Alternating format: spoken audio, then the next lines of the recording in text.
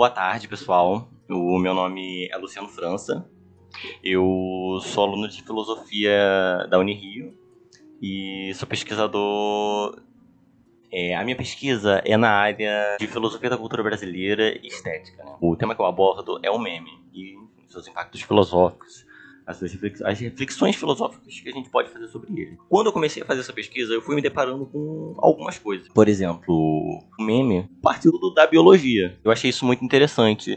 De eu pegar um objeto que eu estava com um olhar muito carregado das ciências humanas sobre ele, de encontrar ele dentro da biologia. Ao longo da pesquisa eu fui encontrando essa necessidade de ir em outras áreas do conhecimento, né? Ir em outras fontes. E eu acho que eu colhi bons frutos disso. O primeiro fruto disso foi ter tido contato com a perspectiva do Richard Dawkins, que foi esse geneticista que começou a falar sobre o meme em 1976, no livro dele O Gene Egoísta. Esse livro, ele aborda basicamente aspectos do gene, e ele chama o livro de O Gene Egoísta, porque na concepção do Richard Dawkins, o gene, ele não se preocupa com com a pessoa, né, com o indivíduo. O meu gene não se preocupa comigo, o meu gene só se preocupa com garantir a reprodução dele mesmo. Então, o que acontece para além disso, né, minha vida e todos os aspectos dela, eles acabam sendo consequência dessa necessidade do gene de se reproduzir. Por isso que é o gene egoísta, porque ele não se importa com o que a gente quer.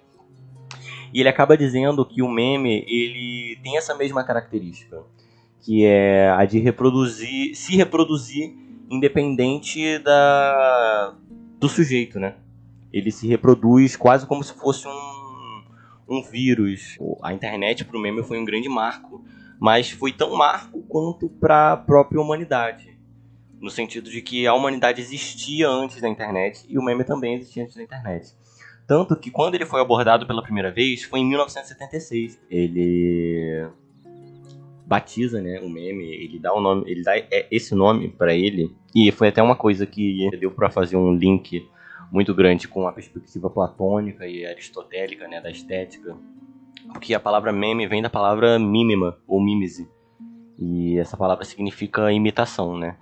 E na filosofia platônica e aristotélica sobre a estética, eles assentam a estética e a arte muito nessa palavra, né? Imitação. A arte, para Platão, é uma imitação de uma imitação, basicamente, né? Se você for parar para pensar que a cadeira construída é uma imitação da ideia de cadeira e um quadro de uma cadeira é a imitação dessa cadeira construída, a arte ela acaba sendo uma imitação da imitação, né? E a palavra meme nasce dessa mesma palavra grega.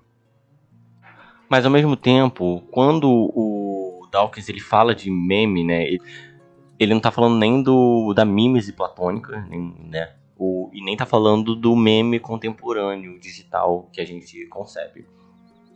Ele está falando de uma outra coisa que a gente consegue encontrar até em outras espécies. Ele cita como exemplo um pesquisador da Universidade de Auckland. Ele é zoólogo e ele fez uma pesquisa sobre uma ave que chama saddleback. E nessa pesquisa ele estava dividindo as aves em grupos dialetais, né?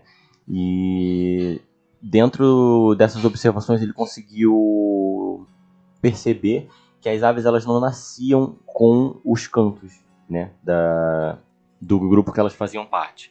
Elas aprendiam esses cantos culturalmente. Ela aprendia esse canto ao longo da sua vida. Ela não nascia já com ele. E ele também conseguiu observar uma coisa muito interessante, que foi uma ave filhote, né, que estava nesse processo de aprender o canto.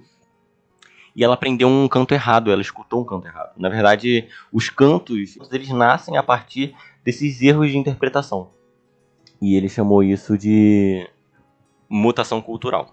É muito uma coisa que o Dawkins faz no seu livro, né? Ele acaba entrando numa seara que não é muito a da biologia, mas ao mesmo tempo o Dawkins, ele não deixa de dar destaque para a espécie humana no que se trata de memes. E ele ressalta o papel da linguagem nesse processo, né? E na especificidade do meme na espécie humana. Ele cita como exemplo a moda, as cerimônias, os costumes, a arte, a arquitetura, a engenharia. Na verdade, o Richard, ele coloca o meme muito próximo da própria reprodução da cultura, né, e da perpetuação da cultura. É uma coisa que é até bastante criticada, assim, tem bastante controvérsia dentro do campo das ciências sociais, dentro do campo da antropologia. Ele é bastante refutado e criticado, né?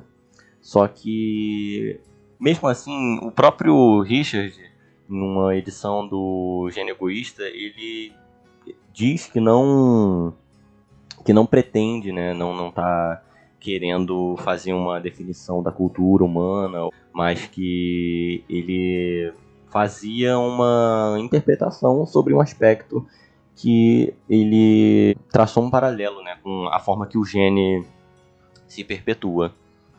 E é até engraçado, né, que o meme ele vem dessa palavra que significa imitação, e o próprio entendimento sobre o meme do Dawkins é um entendimento que diz que o meme ele seria uma imitação do gene, já que o gene ele tem essa característica, né, de se reproduzir independente do hospedeiro, entre aspas, e o meme ele acaba imitando isso. O meme ele acaba se reproduzindo independente da sua vontade. Claro que ele precisa que você compartilhe ele, pelo menos no âmbito digital, mas se você for parar para pensar, a gente vai rolando a tela, a gente vai vendo memes, a gente vai compartilhando, e esses memes vão sendo compartilhados, e é assim que as coisas acontecem. Ele age como se ele fosse até um vírus. Inclusive, outros pesquisadores entendem o meme dessa forma. E outros pesquisadores de fora da área de biologia.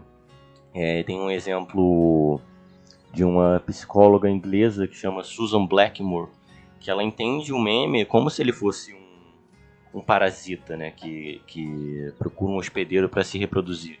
Um parasita no sentido de nem se importar, né? Ele não se importa de dar alguma coisa para a pessoa que tá compartilhando ele, né, que está reproduzindo ele. Ele diz que a existência do meme se baseia em 3 coisas: a longevidade, a fecundidade e a fidelidade. Os nomes eles são bem autoexplicativos, mas resumidamente a longevidade, né, se trata com o quão distante um meme consegue ir, né, basicamente. Durante quanto tempo ele consegue existir. A fecundidade é o quantas pessoas ele consegue atingir, né, quantas pessoas ele consegue usar para poder se reproduzir. E a fidelidade, ela se trata do quanto ele consegue manter essa primeira imagem dele, né? O quanto ele consegue se manter da forma que ele foi pensado, ou da forma que ele começou a ser reproduzido, né? E agora, falando da internet, é inegável que a internet teve um papel determinante, né? Ela abriu uma nova era da comunicação para a humanidade. E se você for parar para pensar no que o Dawkins concebe como meme, do que ele precisa para poder se reproduzir, enfim. O papel da informação e da capacidade de informação e de reprodução dessa informação é fundamental. E a internet, ela acabou dando um corpo diferente, um corpo mais tangível para o meme, já que na hora da gente reproduzir ele dentro da internet, a gente materializa ele em um plano diferente, que é a tela, né? A gente consegue ver o meme em um outro lugar. E é por isso que ele se destacou em todo esse processo. O momento exatamente, né, em que o meme da internet ele foi chamado de meme, né, como o Dawkins pensava, ele é incerto, né? Não existe um registro de quando que isso aconteceu propriamente, mas ele foi usado em um evento organizado pelo Centro de Pesquisa Contagious Media. E nesse evento, diversos usuários da internet associaram, né, essa ideia do Richard Dawkins aos virais da internet. Eu também usei uma cientista social para poder estruturar a pesquisa, a cientista social Maria Zotelli. Eu usei a tese de mestrado dela, que é sobre meme e propriedade intelectual. Nessa tese ela aborda vários aspectos, né? Eu pensei alguns aqui, e um deles é essa problematização do meme para a antropologia, né? E que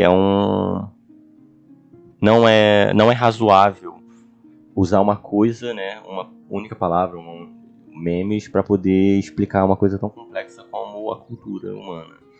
Mas que ao mesmo tempo não seria a intenção dos autores. Em 1989, numa nota de uma edição do Gênio Egoísta, o Richard Dawkins ele fala que o termo ele virou um meme. O meme ele acabou virando um meme. E acabou saindo meio que do que o próprio Dawkins concebia sobre ele.